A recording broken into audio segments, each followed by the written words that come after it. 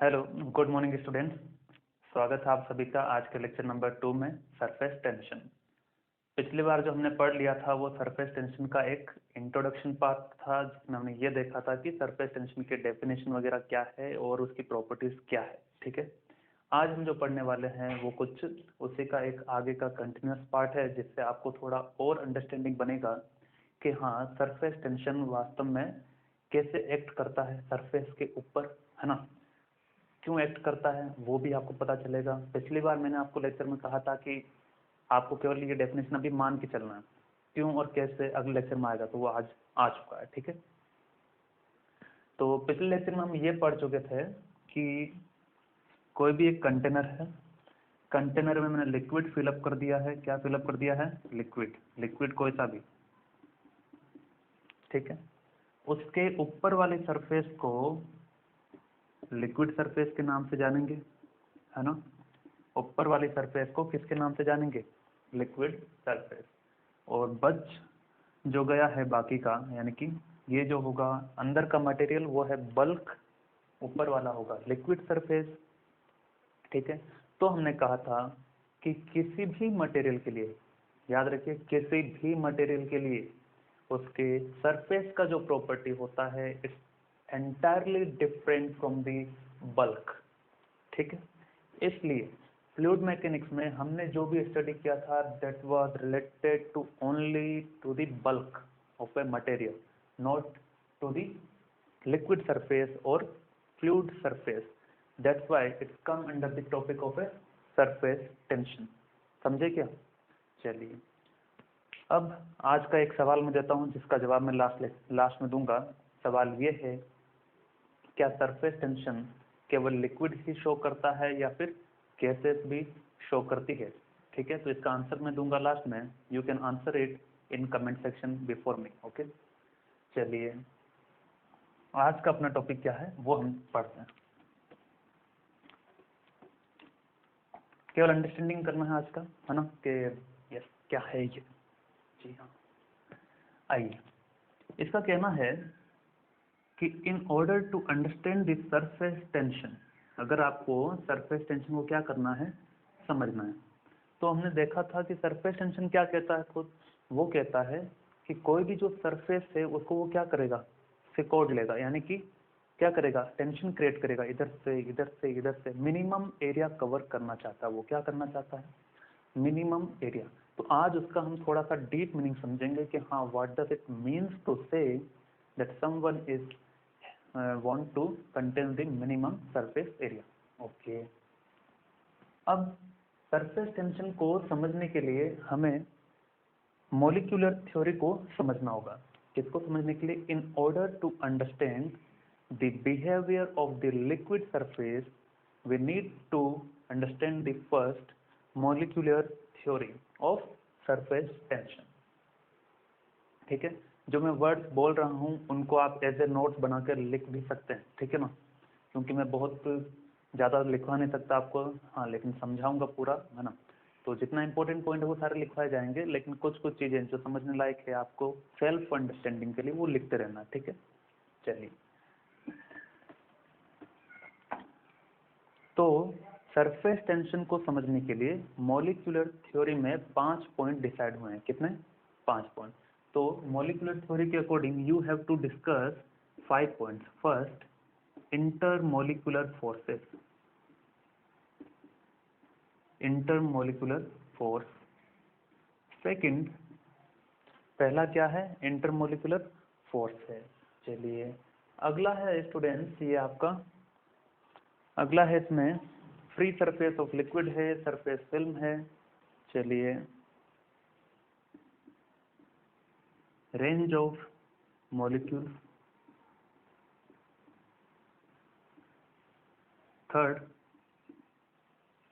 Third है आपका sphere of influence.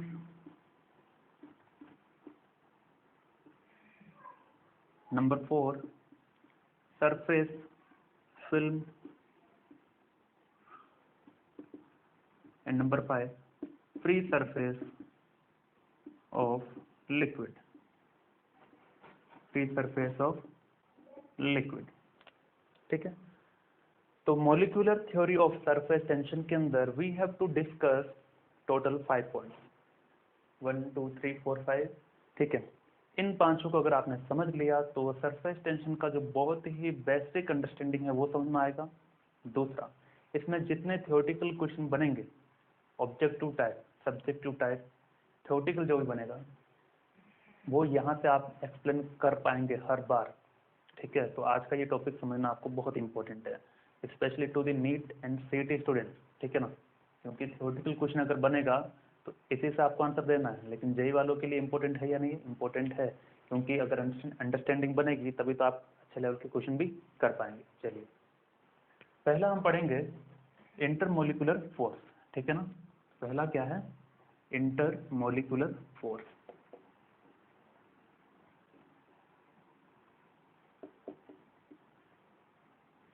Okay, अब इसमें देखिए, स्टार्ट करने से पहले कोई भी एक मैटर है, कोई भी मैटर है ना, matter is made up of A molecule, ठीक है ना, मेड अप ऑफ मॉलिक्यूल, ऐसा कहा जा सकता है ना। कोई भी जो मैटर है, it is made up of A molecules, different type of molecules may be and same type of molecules, कैसे? चलिए, अब force between, so forces between any two molecules, force between any two molecules is known as intermolecular force, intermolecular force, ठीक है। कोई भी matter है, matter जो है वो बना होता है किससे मिलकर बना होता है? मॉलिक्यूल से। मॉलिक्यूल्स के बीच में जो फोर्स लगता है उसी को क्या कहते हैं? Intermolecular force. तो नाम से ही पता था, इंटरमोलिकुलर मीन्स मॉलिक्यूल्स के बीच में लगने वाला फोर्स। यहाँ तक ठीक?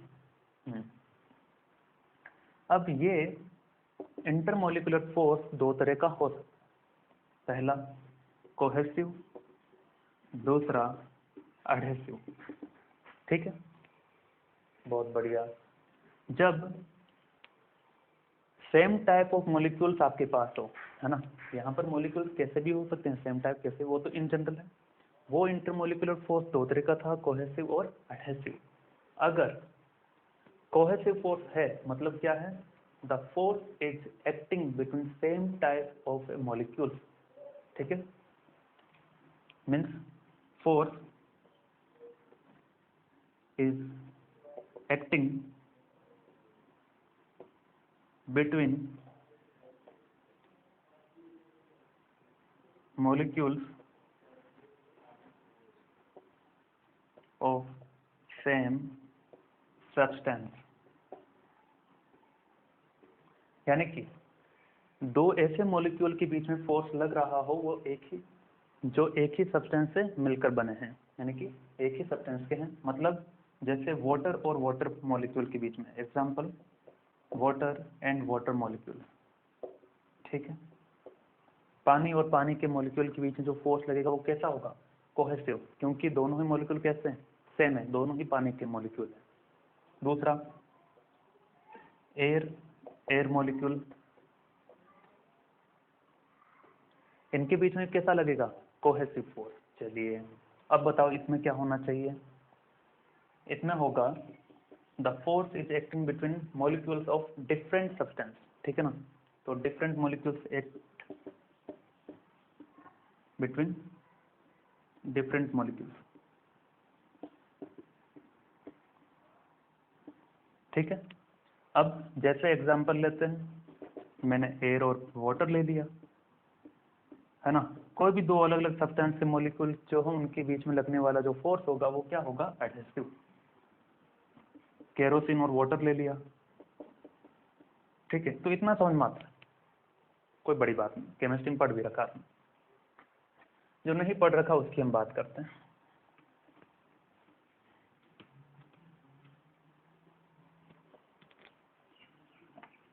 देखिए, जो कोहेसिव फोर्स होता है students, basically it is strongest in solid and weakest in gases. Okay, तो it is strongest in solids and weakest in gases. तो उससे क्या हो गया सर? उससे ये हुआ स्टूडेंट्स कि जब ज्यादा फोर्स है किसके बीच में, सॉलिड्स के बीच में, तो क्या होगा, that's why the solid have definite shape and gases don't have the definite shape. Okay, so that's why gas solid have definite shape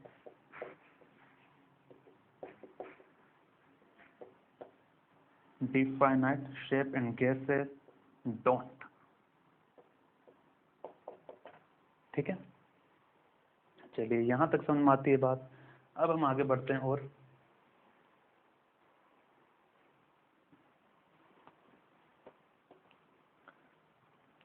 अब आपसे एक एग्जांपल पूछते हैं कि फेविक्विक हमने देखा है, फेविक्विक क्या करता है, उस पर लिखा होता है ना एडहेसिव केमिकल, है ना।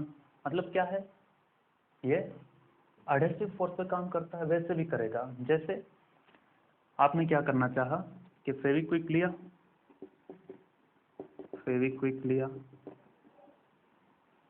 और कागज पे लगा दिया, पेपर पर, ठीक है ना, पेपर पे लगा दिया।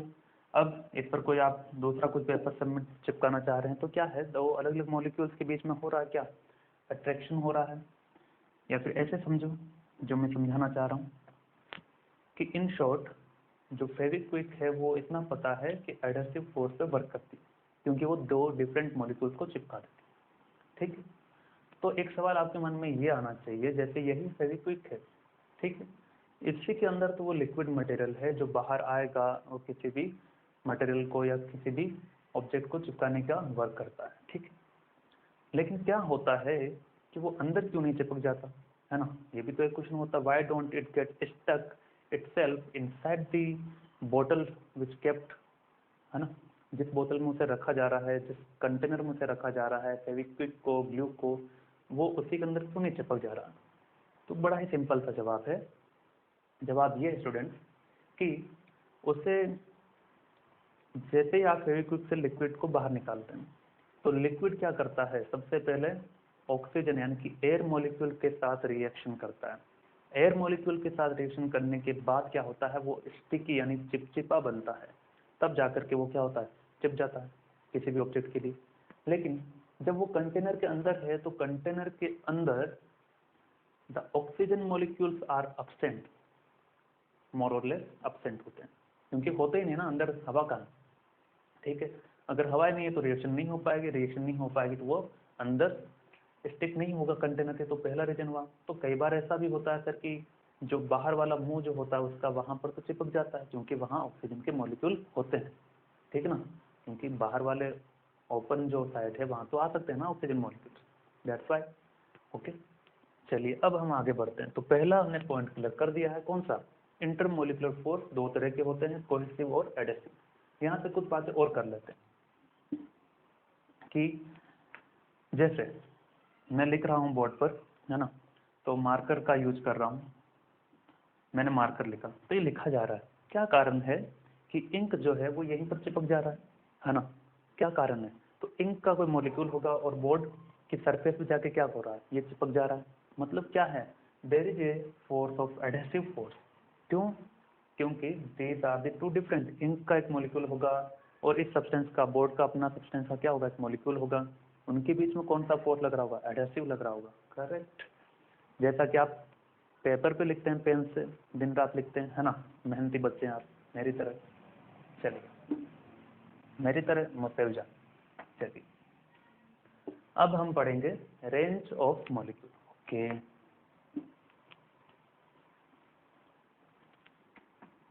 रेंज ऑफ मॉलिक्यूल क्या है भैया,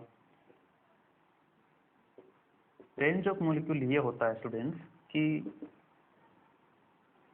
it is the maximum distance for a molecule up to which it is the maximum distance for a molecule up to which molecular force intermolecular force is effective, या फिर simply लिखे molecular force, है ना, दोनों चीजें same ही है, इतना बड़ा नाम क्यों लिखना, फोर्स इज इफेक्टिव। ठीक है, क्या है मतलब इसका, देखिए मतलब ये है कि जैसे एक मॉलिक्यूल है, ठीक है, अब मॉलिक्यूल है तो ये किसी भी दूसरे मॉलिक्यूल को अट्रैक्ट कर सकता है। जैसे ये भी क्या है, वाटर मॉलिक्यूल है, ये भी क्या है, वाटर मॉलिक्यूल है। ठीक है, तो सेम टाइप ऑफ मॉलिक्यूल है तो इनके बीच में क्या लगना चाहिए, कोहेसिव फोर्स, अट्रैक्टिव फोर्स, यानी कि ये मॉलिक्यूल क्या करेगा, इस मॉलिक्यूल को इधर अट्रैक्ट करेगा। ठीक है, चलो हम इसी पर ऑब्जर्व कर रहे हैं, ठीक है ना, ऑब्जर्व कर रहे हैं किसको, इसी मॉलिक्यूल को। ओके, तो ये इसे अट्रैक्ट कर रहा होगा, लेकिन सवाल ये है क्या हर बार वो अट्रैक्ट कर लेगा, अगर यही मॉलिक्यूल यहाँ होता तो क्या उसे अट्रैक्ट कर पाता। तो ये डिपेंड करता है किस पर, रेंज ऑफ मॉलिक्यूल। क्या है, it is the maximum distance for a molecule, it is the maximum distance for a molecule up to which molecular force is effective. मतलब इसका खुद का क्या है, एक रेंज है, उसी रेंज तक ये क्या करता है, किसी मॉलिक्यूल को अट्रैक्ट करता है। ठीक है, मतलब हर एक डायरेक्शन में क्या होगा, अपना एक रेंज होगा, यानी कि यहाँ तक कोई भी अगर मॉलिक्यूल उसे मिलेगा इस पूरे डिस्टेंस तक, तो वो मॉलिक्यूल को क्या कर लेगा, अट्रैक्ट कर लेगा। फॉर एग्जांपल मैंने बताया था, यानी कि यहाँ वाले को अट्रैक्ट कर पाएगा क्या, नहीं, क्योंकि वो यहीं तक अफेक्टिव है उसका फोर्स। समझे अब, चलिए आगे बढ़ते हैं इसमें। तो अब सवाल आता है कि सर कितना रेंज होता है इनका नॉर्मली। तो range of molecular force is around 10⁻⁻⁹ metre.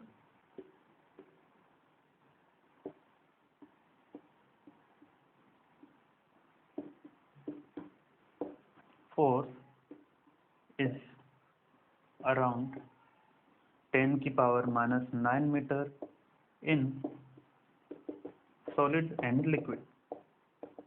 ठीक है, चलिए इतना लिखिए, फिर आगे बढ़ते हैं।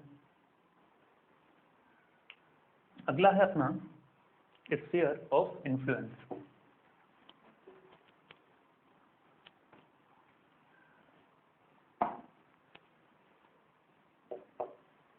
ये लास्ट में भी सारी चीजें एक साथ समराइज करने वाला हूं, तो दिमाग में बनाए रखिए ठीक से।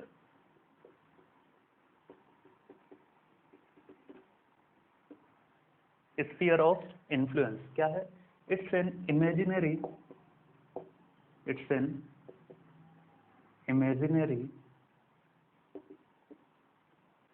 sphere with molecule at its center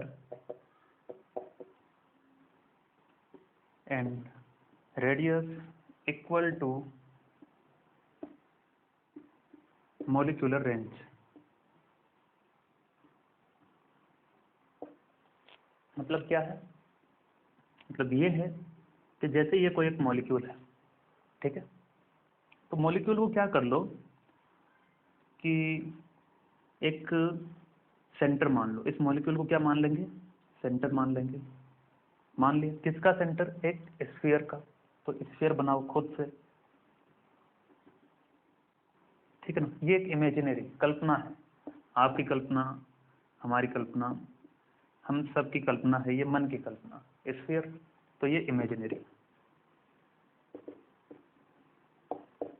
चलिए अब ये सेंटर है मॉलिक्यूल, सेंटर पर क्या है, मॉलिक्यूल है। इसका जो स्फीयर का आपने जो माना, इसका रेडियस किसके इक्वल होगा, इसका रेडियस इक्वल होगा equal to molecular range which is approximately 10⁻⁹ metre. Okay, तो इतना समाया होगा, यानी कि हम स्फीयर मानते हैं, खुद से मानते हैं ना, विजुअलाइजेशन के लिए। Okay, next surface film. Surface film में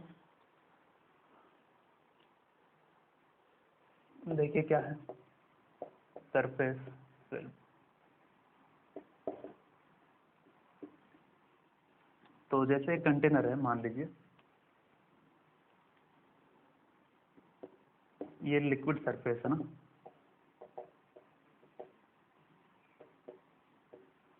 the liquid surface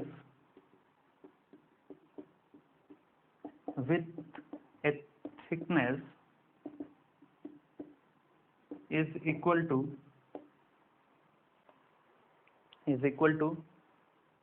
to range of intermolecular forces।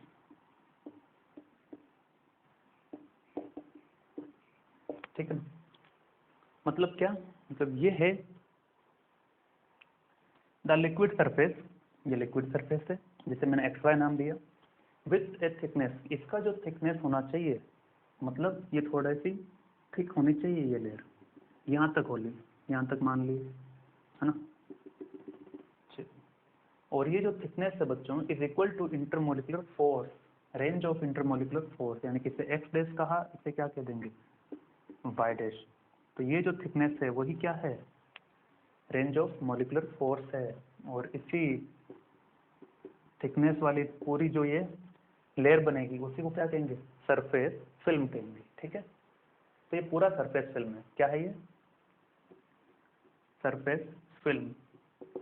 Film का मतलब होता है वो नहीं जो मूवी देखते हैं, फिल्म का मतलब यहाँ पर है कि जो लेयर बनती है, जैसे आप सोप का सॉल्यूशन बनाते हैं, साबुन लिए सॉल्यूशन बनाए पानी में, तो ऊपर एक लेयर बनती है, उसके नीचे भी कुछ एक थिकनेस की लेयर बनती है, यानी कि डबल लेयर जो भी बनेगी, है ना, वी विल। चलिए, फ्री सरफेस ऑफ लिक्विड, अगर थिकनेस है तो फिल्म होगी, थिकनेस नहीं है तो सिंपली एक लेयर होगी, है ना। चलिए, free surface of a liquid,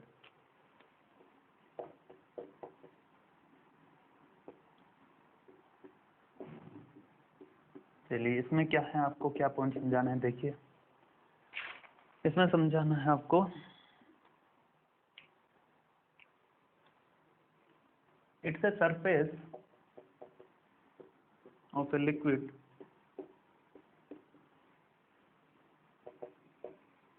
which doesn't experience any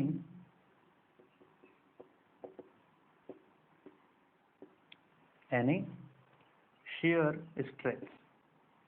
अब ये क्या होता है सर, वैसे बच्चों ये पढ़ना होता है हमें इलास्टिसिटी में, shear स्ट्रेस।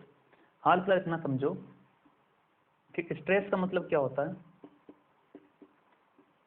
फोर्स पर एरिया, और फोर्स कौन सा, इंटरनल फोर्स। ठीक है, तो होता ये है कि जैसे मान लीजिए कि एक कंटेनर है, ठीक है, कंटेनर है, उसमें मैंने ये लिक्विड फॉर्म फिलअप करवाया, यहाँ तक क्या था, ये लिक्विड सरफेस, अंदर भी लिक्विड है, लेकिन ऊपर क्या है, एयर मॉलिक्यूल्स है, ऊपर ओपन है तो एयर मॉलिक्यूल्स ही होंगे। तो इसका क्या कहना होता है कि इन दोनों के बीच में, लिक्विड सरफेस और एयर सरफेस, एयर मॉलिक्यूल का जो लेयर होगा, उनके बीच में कोई शेयर स्ट्रेस नहीं होता है। ठीक है ना, तो शेयर स्ट्रेस का एग्जैक्ट मीनिंग हम इलास्टिसिटी में पढ़ेंगे। और now you understand only this thing कि इनके बीच में कोई शेयर स्ट्रेस नहीं होता है, और नहीं होता है इसीलिए ऊपर वाले लेयर को क्या कहते हैं, फ्री सरफेस कहते हैं। ठीक है, free surface of a liquid, इतना समझ में आता है। चलिए, मतलब शेयर स्ट्रेस हाल फिलहाल इतना मान के चलिए कि हाँ यहाँ कोई शेयर स्ट्रेस नहीं है अगर ऊपर एयर मॉलिक्यूल्स हैं तो। चलिए,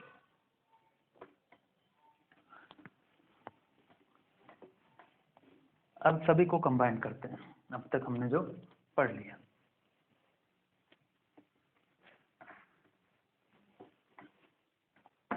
ठीक है, अब आपके समझने पर सारी बातें हैं।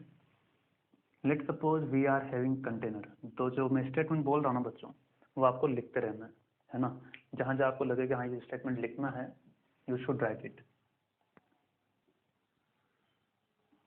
चलिए, here we are having a liquid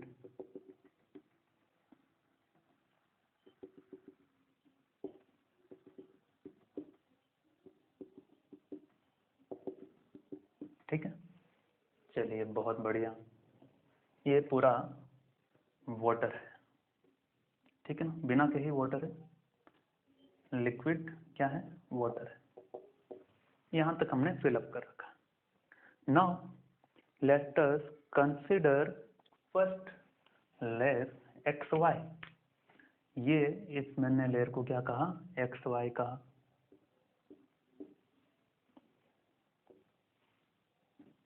ठीक है, चलिए ऊपर क्या है, एयर मॉलिक्यूल्स है। हाँ सही है, एयर मॉलिक्यूल्स है। तो एक्स वाई को मैं क्या कहूँगा, free surface of a liquid.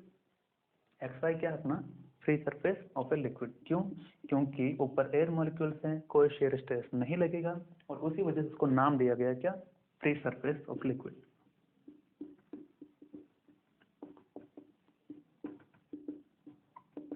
बढ़िया। अब मान लो कि यहाँ पर इसकी थिकनेस कितनी है, थिकनेस इसकी, चलिए थोड़ा ठीक से बनाते हैं, है ना। मैंने एक लाइन दिखाया और ठीक इसके पैरेलल में एक्स डैश वाई डैश, ठीक है। और इन दोनों के बीच का X X dash and Y Y dash, ये जो डिस्टेंस है it's equal to molecular range.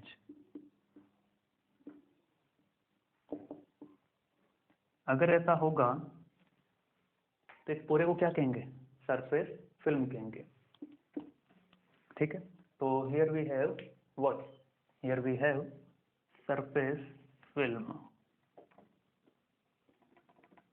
इसे क्या कहेंगे, फ्री सरफेस ऑफ लिक्विड। ठीक है,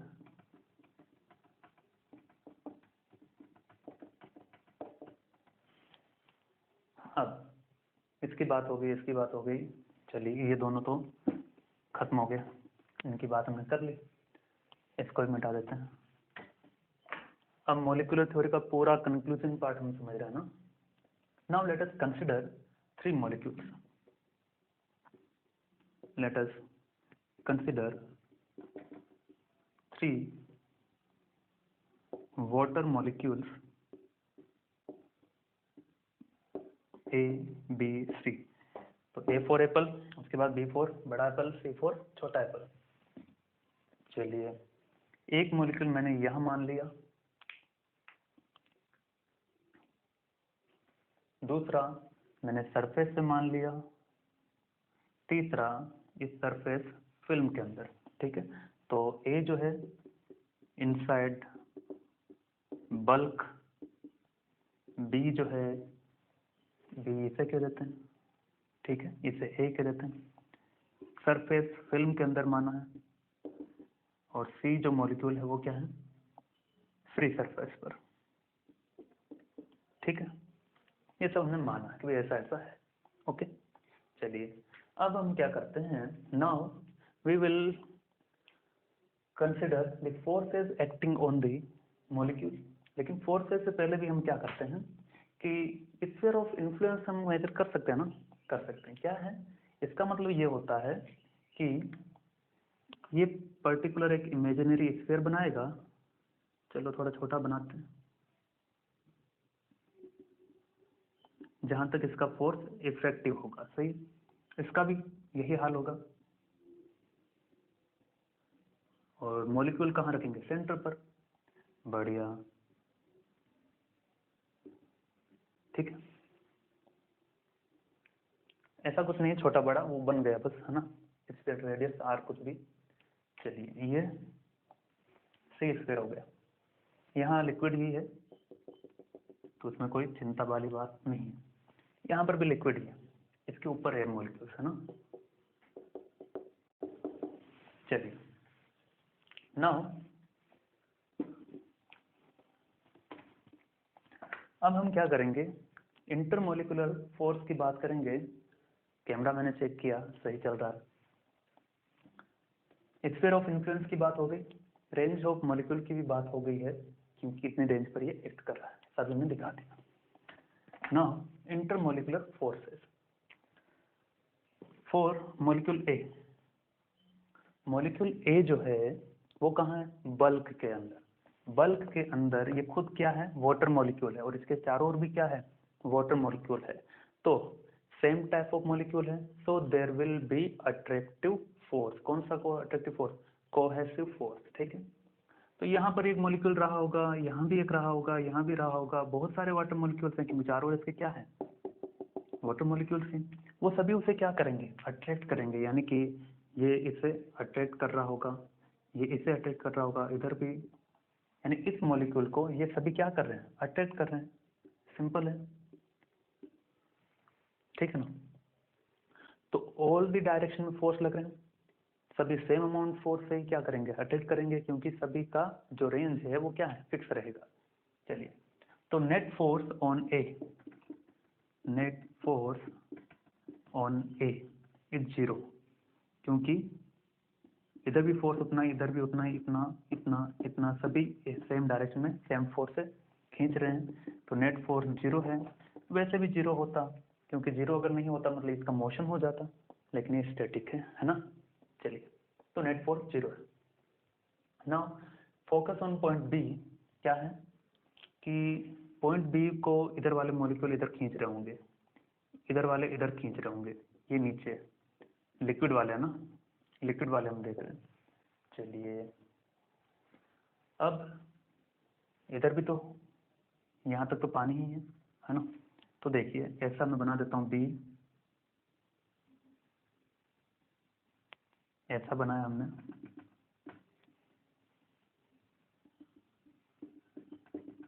चलिए इसके कुछ ऊपर यहाँ XY वाली लेयर है, और जिसके ऊपर क्या है, एयर मॉलिक्यूल्स, और यहाँ नीचे पूरा क्या है, लिक्विड है, यानी पानी है, और ये खुद भी क्या है, वाटर मॉलिक्यूल है।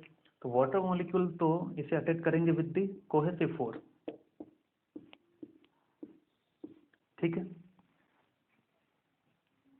चलिए, लेकिन एयर मॉलिक्यूल, अब इस वाटर मॉलिक्यूल और ऊपर वाले एयर मॉलिक्यूल के बीच में क्या लगेगा, एडहेसिव फोर्स। क्यों, क्योंकि अलग अलग टाइप के मॉलिक्यूल है। सो यहाँ पर तो लग रहा है क्या, कोहेसिव फोर्स, इधर वाले तो एक दूसरे को कैंसिल कर देंगे, नेट फोर्स कहाँ होगा, डाउनवर्ड होगा। तो यहाँ कहेंगे net cohesive force is downward, is downward for molecule B. लेकिन व्हाट अबाउट एडहेसिव, क्योंकि एयर मॉलिक्यूल के जो मॉलिक्यूल होंगे वो मॉलिक्यूल को क्या करेंगे, अटैक करेंगे ऊपर की तरफ, वो कहेंगे हाँ इधर आओ, है ना। इसको अलग कलर से दिखा देते हैं, तो यहाँ पर समझने वाली बात है, ठीक से समझिएगा। तो हुआ ये कि हाँ, ये बात सच है कि ऊपर क्या लग रहा है, एफ एडहेसिव लग रहा है, एफ नीचे क्या लग रहा है, कोहेसिव। लेकिन नेट फोर्स कैसा होगा, कोहेसिव। क्यों होगा, ये बड़ा टेंशन वाला मुद्दा क्या है कि ऊपर जो, एक पहला सिंपल रीजन देता हूँ, ठीक है। पहला सिंपल रीजन ये है कि यहाँ पर जो लगने वाला एडहेसिव फोर्स है, the adhesive force on the water molecule due to air molecules in upward direction is very negligible, or you can say very small compared to cohesive force. That's why the net force will act downward and the nature of the force will be cohesive, यानी कि adhesive को यहाँ क्या कर देते हैं, neglect. दूसरा reason होता यह है कि ऊपर जो एयर मॉलिक्यूल की डेंसिटी है,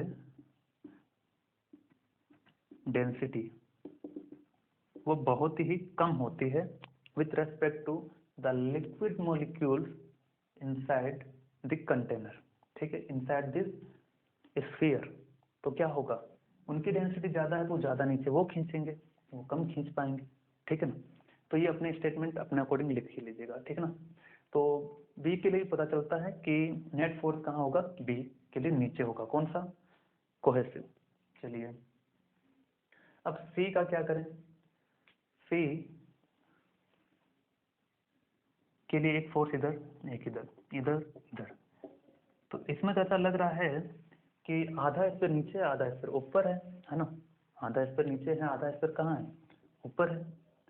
तो इसमें ऐसा होना चाहिए था कि ये बीच में रह जाए, लेकिन इसमें भी क्या होगा स्टूडेंट्स, सेम कंसेप्ट कि ऊपर वाले एयर मॉलिक्यूल्स का डेंसिटी कम होता है, इसलिए वो जितना फोर्स लगा रहा है वो बहुत ही कम है विद रेस्पेक्ट टू नीचे वाला कोहेसिव फोर्स, इसलिए ये भी नेट फोर्स फील करेगा कहाँ पर, नीचे की तरफ।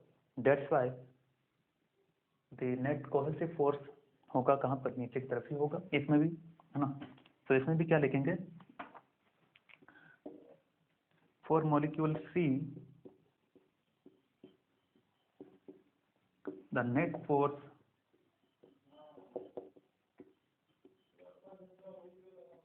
इज इन डाउनवर्ड,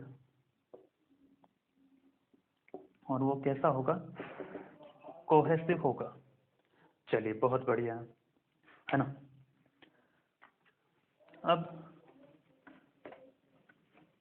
आगे बढ़ते हैं।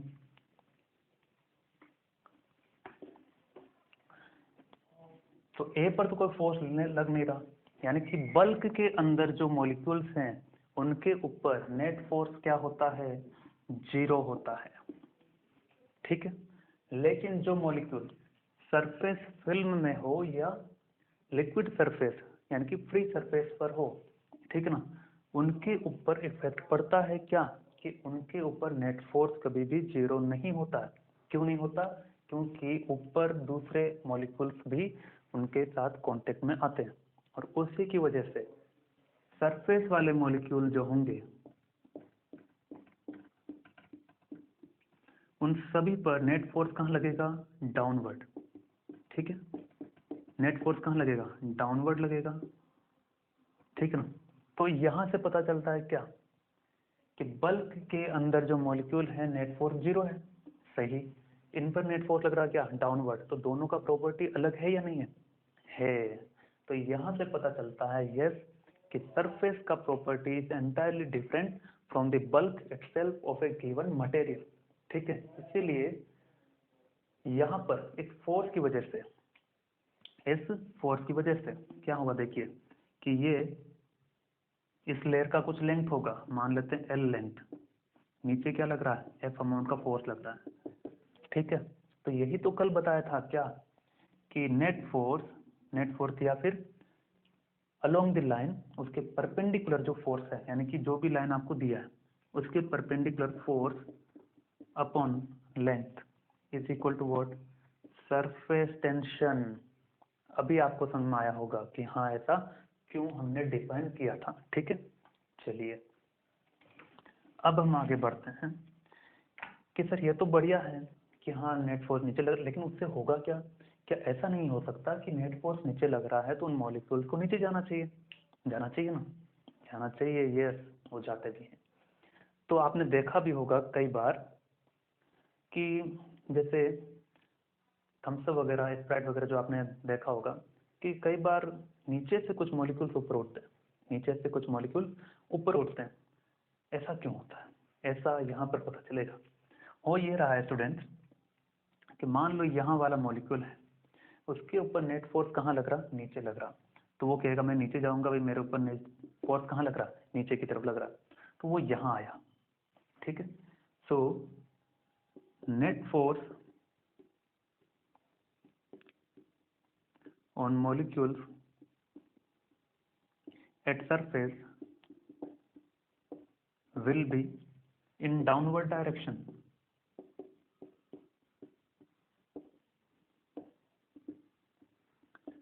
सही है। लेकिन जब ये नीचे जाएगा तो यहाँ वाला स्पेस तो खाली हो गया, है ना, ये वाली जगह क्या होगी, खाली होगी। तो to fill up the void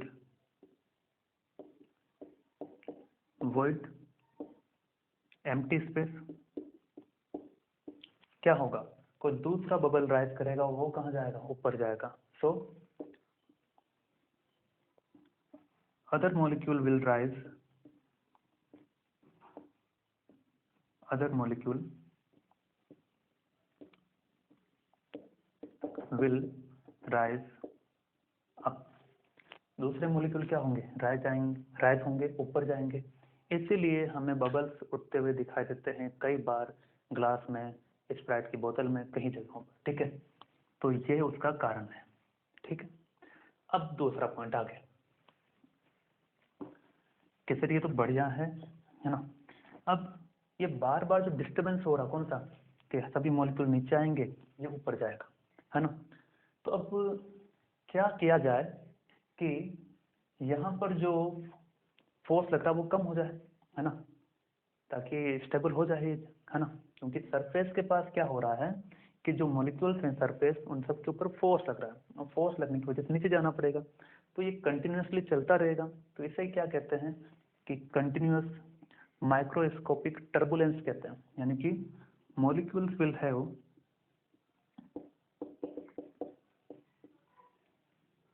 continuous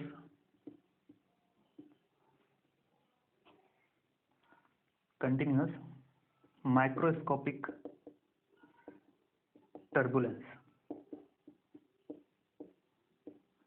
turbulence मतलब स्टेबल नहीं है, छेड़खानी करना, इधर उधर घूमते रहना, कंटिन्यूसली चलता रहेगा माइक्रोस्कोपिक लेवल पर इन सब के बीच में, ठीक है। चलिए, तो अब ये फोर्स लगना कम हो जाएगा, बबल्स ऊपर जाना भी कम हो जाएगा। कब?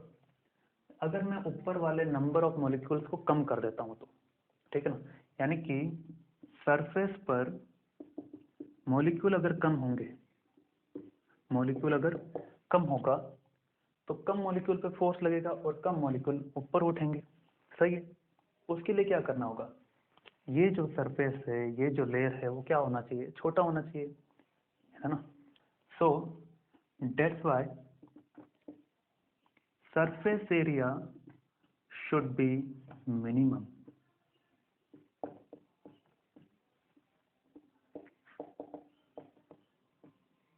फिर से समझो, यहां पर अभी मान लो 100 मॉलिक्यूल्स हैं, जब उसका सरफेस एरिया क्या है, ए है। अब मैंने कहा कि मुझे 50 ही रखना है, ठीक है। क्या करूंगा, एरिया बहुत कम कर दो, तो जगह ही जब कम बचेगी तो 50 लोग ही बचेंगे, या फिर 100 तो रहने ही नहीं सकते, है ना। यानी कि मैं नहीं चाहता 100 यहाँ पर रहे, 100 से कम हो जाए, क्या करूंगा, एरिया कम कर दूंगा। एरिया कम हो जाएगा तो मॉलिक्यूल कम हुए, मॉलिक्यूल कम हुए तो नीचे लगने वाला फोर्स कम होगा, तो कम बबल राइज होंगे, ठीक है। उससे फायदा ये स्टेबल होगा। what it will have some type of stability, ठीक है। तो इसीलिए ये रीजन होता है कि सरफेस एरिया हमेशा वो क्या करता है, कम करता है, ठीक है। एक रीजन यहाँ से पता चलता है, यहाँ तक ठीक। चलिए, अब हम मॉलिक्यूलर थ्योरी को जितना समझना था उतना समझे हैं अच्छे से। वैसे इसका रीजन और भी आएगा आगे कि कम क्यों होता है एरिया, इसका रीजन एक बार और आएगा जब हम सरफेस एनर्जी पढ़ेंगे, ठीक है। तो डोंट वरी, इतना समझे हैं तो बेहतर है। अब देखिए, एक दो एग्जाम्पल समझना है आपको। एग्जाम्पल 1 और 2 तो इधर लिखेंगे।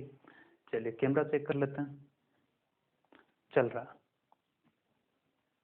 क्या कहना चाहता हूँ कि मान लीजिए एक सोप फिल्म है, क्या है, एक सोप फिल्म है, यानी कि साबुन लिए, पानी में डाला, कुछ झाग बनेंगे, यानी कि फैंस जो बनेंगे, ठीक है ना। तो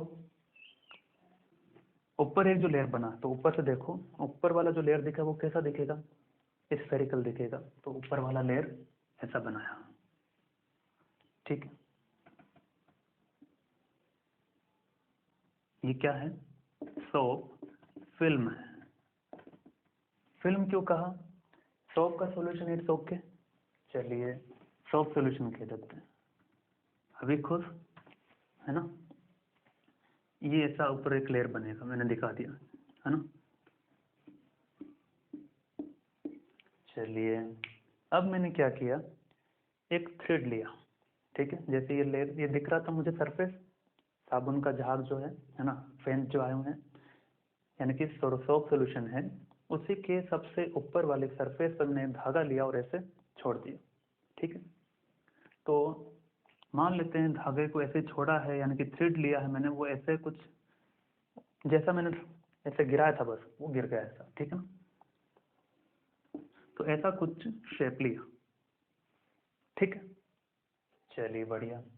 अब क्या होगा, तो ये ऐसे ही रहेगा, है ना, क्योंकि इसके अंदर भी क्या है, सॉफ्ट सॉल्यूशन है, बाहर भी क्या है, सॉफ्ट सॉल्यूशन है। Now what I have done, using a needle,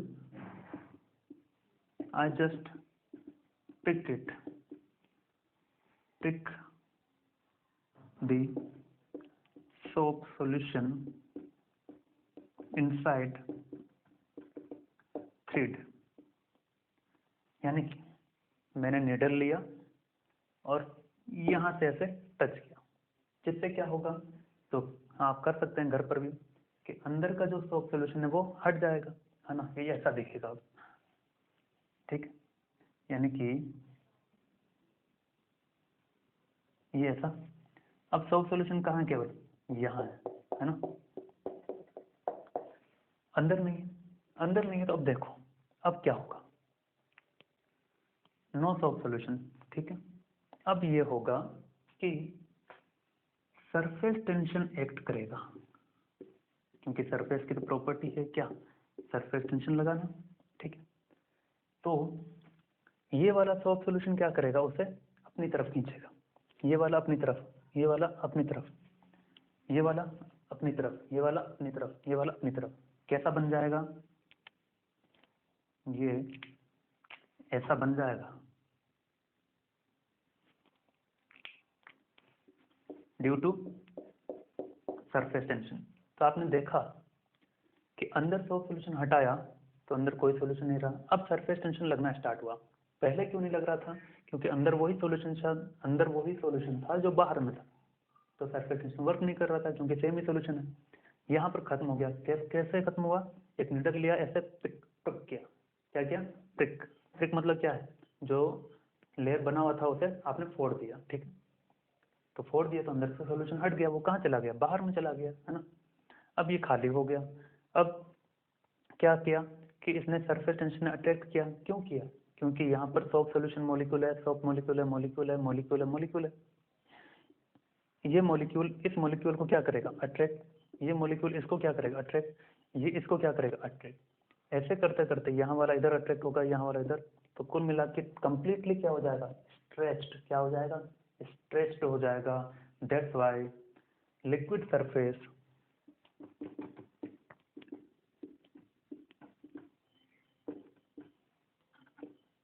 behaves like stretched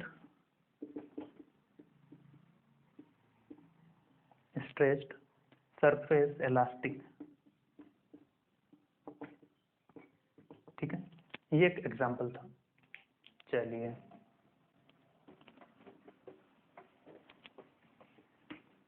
धीरे धीरे अंडरस्टैंडिंग बनेगी। और अपना आज का लास्ट का एग्जांपल क्या है, देखिए, एक स्लाइडिंग वायर अरेंजमेंट लिया, क्या लिया है, स्लाइडिंग वायर अरेंजमेंट। दोनों जो एग्जांपल लिए मैंने, पिक करने वाला और स्लाइडिंग वायर, ये दोनों अपने लिए हैं किससे, एससी वर्मा से, ठीक है ना, तो आप उन्हें पढ़ दे सकते हैं। तो ऐसा कोई हॉरिजॉन्टल कुछ भी अरेंजमेंट है, ये स्लाइडिंग वायर स्लाइड कर सकता है। यहाँ सोप सोल्यूशन है, क्या है, सोप सोल्यूशन है, ठीक है, या कोई भी लिक्विड है, इतना टेंशन लो ही मत, ठीक है, एक ही टाइप का लिक्विड है। तो देखिए अब ये लिक्विड इसे इधर खींचेगा या धक्का देगा, वो हम चेक करेंगे। यहाँ पर लिक्विड का मॉलिक्यूल, यहाँ सभी लिक्विड के मॉलिक्यूल है, एक ही टाइप का लिक्विड है तो सभी सेम टाइप ऑफ मॉलिक्यूल है, ठीक। अब ये मॉलिक्यूल क्या कर रहा होगा, इसे अटैच करेगा, ये इसे अटैच करेगा, ये इसे अटैच करेगा, और ये यहाँ वाले मॉलिक्यूल को। इसी तरह ये इधर, ये इधर, ये इधर, ये इधर, ये इधर। तो कुल मिला के होगा क्या, there will be a force, there will be a force F, जो एक्ट करेगा इस तरफ ड्यू टू सरफेस टेंशन, यानी कि सरफेस टेंशन की वजह से इस वायर को ये क्या करेंगे, इधर खींचना स्टार्ट करेंगे, ठीक है। इसका लेंथ मान लेते कितना है, एल है, ठीक है। अगर एल है तो क्या आ जाएगा, surface tension equal to force perpendicular divide by length L, ठीक है, ओके। हाँ, इसका मास हमने कंसिडर नहीं किया है, उसे बहुत ही हल्का मान के चल रहे हैं, फ्रिक्शन वगैरह भी नहीं माना है, नो फ्रिक्शन एट ऑल, है ना, ये हमने माना है। तो ये था हॉरिजॉन्टल, यानी कि wire will slide horizontally inward, अंदर की तरफ, wire will slide inward horizontally due to surface tension। और इसी का एक लास्ट पार्ट, उसके बाद आपको आज़ादी।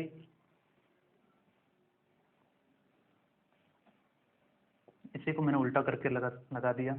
यहाँ पर स्लाइडिंग वायर है, स्लाइडिंग वायर है,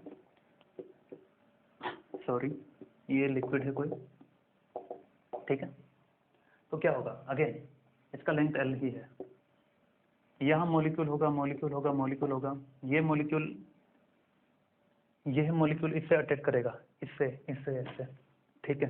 तो सब कोई अटैक होगा ऊपर की तरफ, ये भी ऊपर की तरफ। तो नेट फोर्स कहाँ लगेगा इस बार, ऊपर की तरफ लगेगा, सही है। तो H इज इक्वल टू, ठीक है। तो अब सवाल ये भी आता है कि सर ये ऊपर जाएगा, कब तक जाएगा, इतना कोई फोर्स होता है क्या?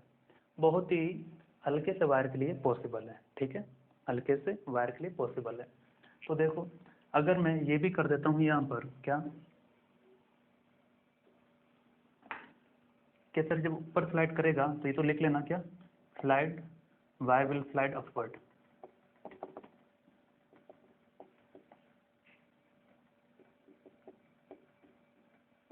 ठीक है।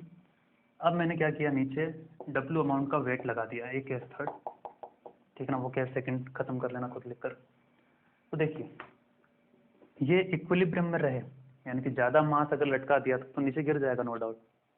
10 ग्राम 20 ग्राम अगर लटकाया है तो वो ऊपर जाएगा, ये एक्सपेरिमेंटली किया गया, ठीक। अगर आपने 10 ग्राम 5 ग्राम हिस्सा लगाया है और यहाँ 100 सोल्यूशन लिया तो वो ऊपर उसे उठाता है, ठीक, एक्सपेरिमेंटली देखा गया। तो यहाँ पर for equilibrium F is equal to must be D, W weight है, W क्या है, वेट है। तो इतना आज के लिए काफ़ी है।